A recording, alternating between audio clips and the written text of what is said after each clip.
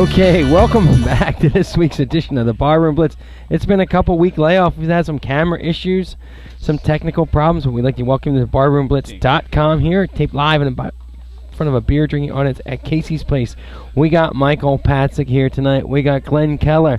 We got Dominic Costanzo. We got the dead guy behind the camera working out the kinks for us. You got me, Jim Casey. We are hosting here at the Barroom Blitz. We've missed the Super Bowl. We've missed a lot. But let's get back and talk some sports here. We got the Flyers floundering a little bit here, Patrick. We've hit a major wall. Hold it, a little bit?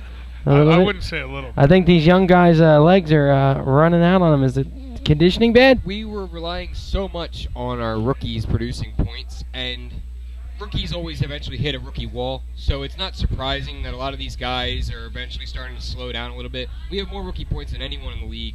So it's kind of but the good thing is, like, you have to go through rough patches in the season to prepare yourself for the playoffs. So if they can right the ship, we'll be better off. Yeah, but the same thing happened last year where we were flying high till January and we never righted the ship. Yeah, but the thing, this is such a different team than last year. This team was broken up in the offseason, not with no expectations, really. We didn't know what they were going to do, especially once we lost Pronger.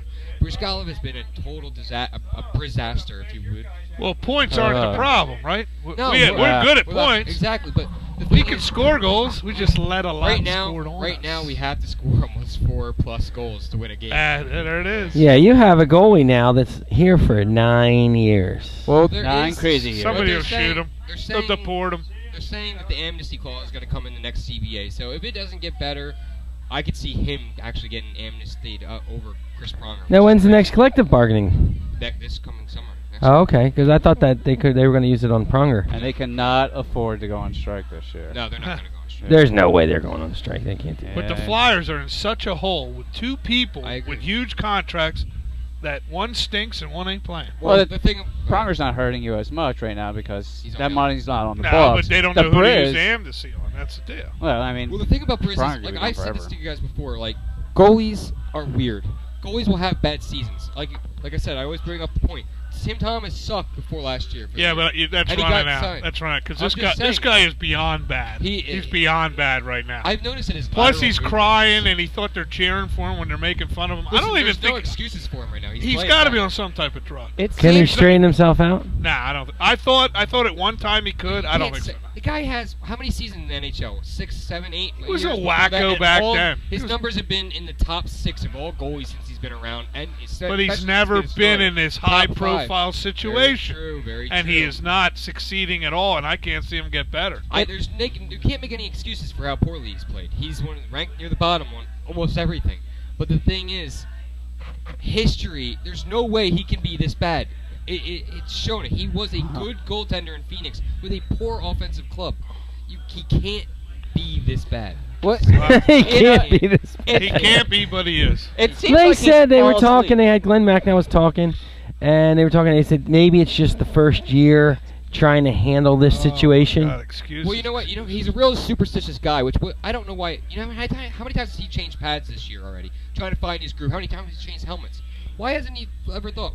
All the helmets he ever wore his entire career had really weird, his children's artwork all over it. He hasn't had one damn helmet on his head this year that had his children's artwork on it. Now, they said something, they were talking today. They were talking today, and they were talking that the goalie coach is something about... Yeah, Reese. Yeah, maybe they should just get rid of him. I agree. Because they said the one year that we had a goalie that made the Stanley Cup run was a goalie that we picked up late in the season that was Leighton. Yep. And because he says I guess he coaches these guys to play outside the net a little bit. Or Milt Thompson all over.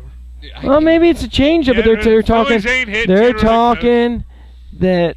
He teaches the goalies to play more upright and out of the goalie rather than back towards the post and play to post to post. I'm just saying. I'm just giving you a little. But he wouldn't be such a problem if Bob wasn't even twice as bad as him. Bobrovsky is. I mean, for Christ's sake, you bring the other guy in, he lets up 4, and then Bob lets up 4 too. At least there's no doubt in anyone's mind. No, they know what they got to score. Yeah. It's just so weird that the Flyers have so much money tied up into 2 Russian tenders. It's just bad. I wouldn't think that would be the case. So what do you see for we just keep riding out and see how far we can take this train? I got no choice, really. Like, obviously, nothing happened during the trade deadline. Well, we didn't talk about this, but we got Pavel Kabina and we got Nicholas Grossman, who are 2 very steady defensemen. Nicholas Grossman's, I think, 29, not 30 yet. Pablo Cabina's a little older, but we have a cup contending blue line with those two names on it now. It's a deep blue line. It's probably one of the better blue lines. Dude, you're talking cup. I'm thinking they might not even make the playoffs. On paper. You're talking cup, and I think there's a good chance they're going to the bottom fall out. They don't even make the playoffs. You're crazy. But anyway. You think I'm crazy? Have you seen the standings? The Flyers do not make the playoffs. They're not going up, all right? They're Flyers, not moving up in the standings. Dude, there's over 20 games left. There's a quarter of the That's season exactly my point. Well, they can't go by far anyway in the standings. Yeah. Because there's going to be the top three, so the highest, unless he gets catch the Rangers, which probably isn't going to happen, the highest they can get is 4. I'll tell you what, if the Rangers lose Lundqvist, they're done. Done.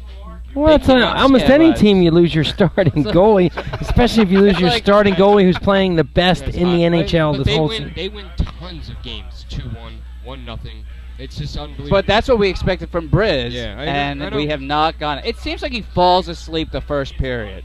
It's like he gives up these weak, soft goals, and then he just like kicks in. But it's like excuse. 2 goals quick. There's no excuse. And was there anything you were looking for today in the trade deadline? Honestly, I really didn't want the Flyers. A lot of rumors saying they were going to go get Nash. I was hoping the Rangers did get Nash, as sick as that sounds, because Glenn Sather would mortgage their future like he always does, and just like the Jory Gomez deals he did when we got Briere, and he just sets that franchise back every time he does that. But Blue Jacks were just asking for too much, so I was actually disappointed the Rangers didn't get Nash. But the Flyers got the 2 D-men they got. Like, on paper, they're the number 1 scoring team in the league. They have a very good defense. It's just we have to stop giving up so many weak goals. It just crushes your spirits. The team can't rally bat like Calgary down 3-0. You can't do that all the time. It's a very, very, very, very rare thing. Yeah, they won the shootout the other night. Does that catapult them? That's another thing that's getting They want a shootout. We're constantly looking for something. Oh, can Briz build off this? Can Briz build off this? Can Briz build off this? Exactly. Just start playing hockey, man. Now, do you think Briz is going to play the remainder of this coming month, March? Because I'm thinking they're going to have to play him a lot. You got to get him going. That's another thing. Yeah, you got to play him, right? Don brings up a good point. This guy's used to playing 60-plus games. Doesn't need to find a rhythm because for a lot of the year it's been back and forth. Bobrovsky playing Bobrovsky. Excuses, Jimmy. These excuses are killing me.